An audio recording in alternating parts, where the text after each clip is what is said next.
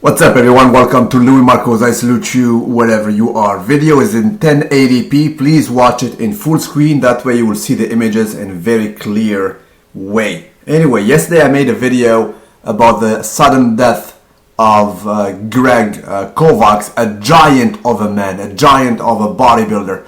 If I'm not mistaken, 6'5", one of the strongest ever in the early 2000s. He died from heart failure at the early age of 44 years old.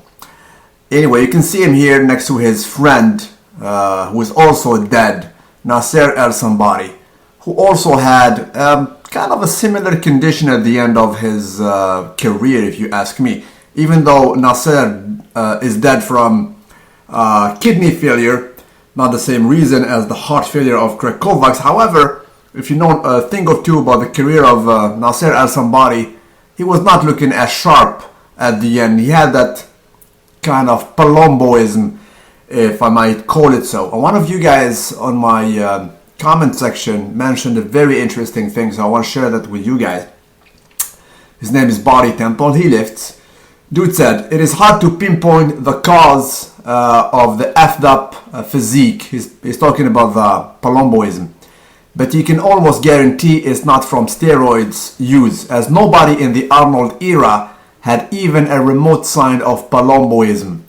I'm not even sure it's growth hormone either, but everyone I know who takes insulin ends up with a much thicker waist after years of abuse, and it's one of the reasons I would never go near it. I've just noticed this in a national and state level. It's the guys who love insulin end up looking bloated mess. Well, I have to agree to a certain extent. Even, let's bring you back to the golden era of these guys, Arnold Schwarzenegger, Chris Dickerson, Palombo, the other Palombo, the one who does not have Palombo is Franco Palombo, Robbie Robinson. These guys, took steroids admittedly on a daily. Palomboism, not even once, right? Some of them lived, late life, like Sergio Oliva, like Serge Noubre, who died at 73. So these guys, lived a long life, even though they used roids pretty much, right? Of course, the doses were not remotely the same. But let me bring you back to the growth hormone and insulin era. As you guys know, I speak several languages, right? And there are some guys, trainers actually, who used to be bodybuilders, who travel all over the world and they speak different languages, right? And sometimes they say things in different language that they do not dare say in English, right? And one of them is bragging, actually, was bragging lately, that he is the precursor of the growth hormone insulin era, in a sense. He was saying, bro, I used to work in that field, so I started that, and everybody was coming at me to ask me how to use it, right? And he confessed it is very dangerous. He said that insulin and growth hormone is quite dangerous. You need to know exactly the sweet spot, to know exactly when you're doing it, the timing of it. And the doses is quite sensitive. You need to manage your food because you can collapse and die and things like that, your sugar level. And he said admittedly that it will add you that extra edge. It will add you that 20 to 30 pound.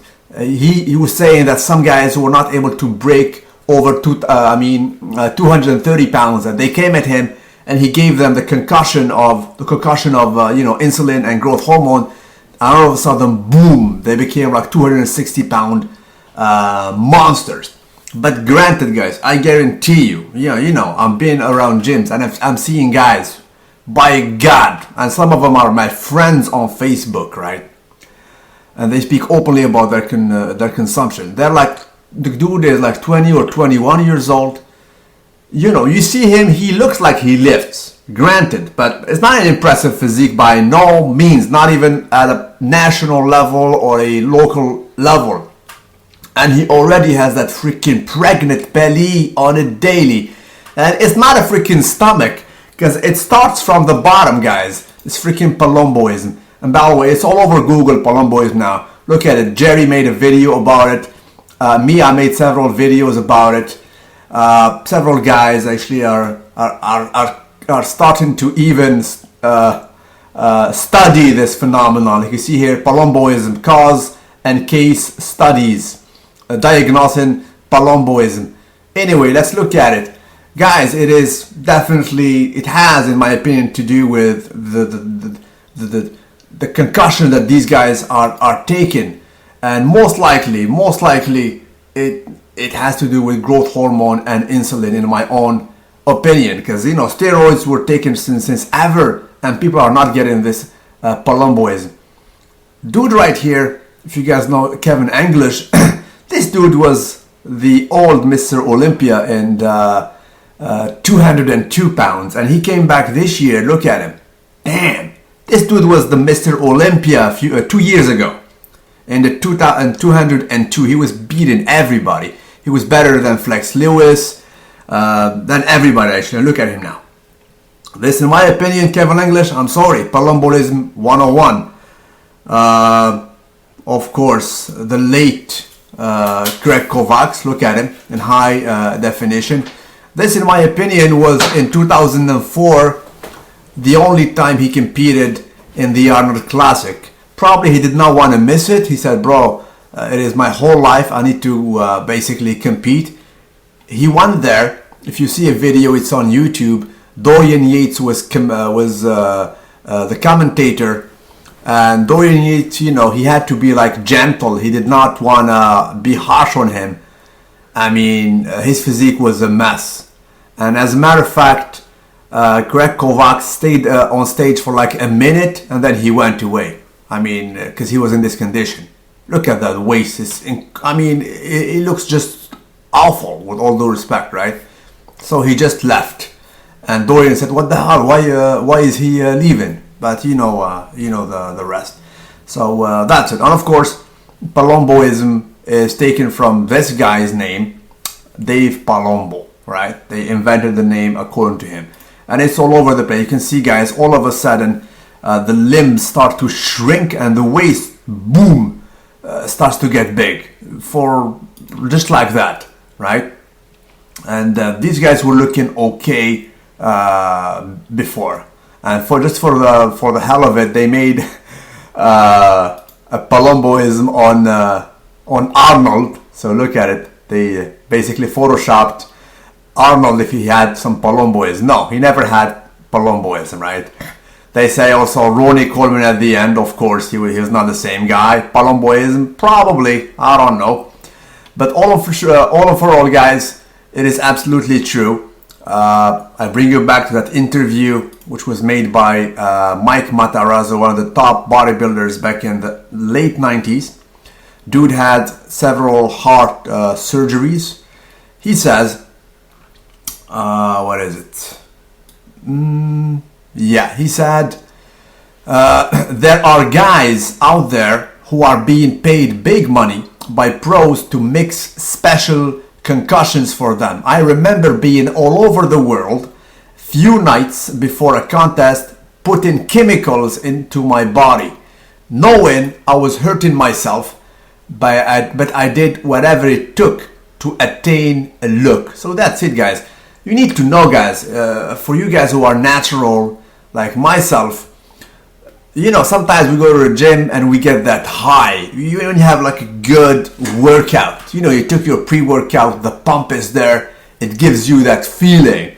Now, these guys who are on gear, not only on gear, they're taking, you know, several chemicals. The high is probably 10 times better than us, right? It is an extremely high. The pump is more impressive. The strength is more impressive. The aggression at the gym, the feeling is definitely better, and they want to stay on it for good, and they take whatever it takes, right? So it's hard for them to get back and to be reasonable when it comes to chemicals. And of course, needless to say, some of you guys mentioned that they will die like flies. We're talking about the 90s era. These guys are the first who started using this, right? And indeed, I do agree. Palumboism is starting to reach a lot of them, a lot of the old guys. And unfortunately, chances are we will come back quite actually soon on YouTube to say rest in peace to another known IFBB pro of the 2000 era. That's it, guys. And when it comes to other substances that affect the heart, one of the most known of them is Clen, guys. Clenbuterol. It's all over the place. You can read it actually even on the last edition of Muscle Development, if I'm not mistaken. It talks directly about Clen, basically making your heart bigger, right? So not only tren is already known to affect your heart rate and also your athletic functions, but clenbuterol also make a very harsh action on your heart. So know what you're taking, guys. There is no free ride. And again, to Mr. Greg Kovacs, may he rest in peace. Dying at 44 is definitely not the way to go. And palomboism is also not the way to go. Salute you wherever you are. Don't forget to like the video. Oh boy, this is another palomboism. It's all over the place. I mean, it's just unfortunate. People, train to look good and they wind up like this. I'm sorry. It's definitely not an attractive physique. And again, do not blame it on testosterone, guys. Testosterone is not evil. Testosterone is not all steroids. And in my opinion, palomboism has nothing to do with steroids. It's definitely something else.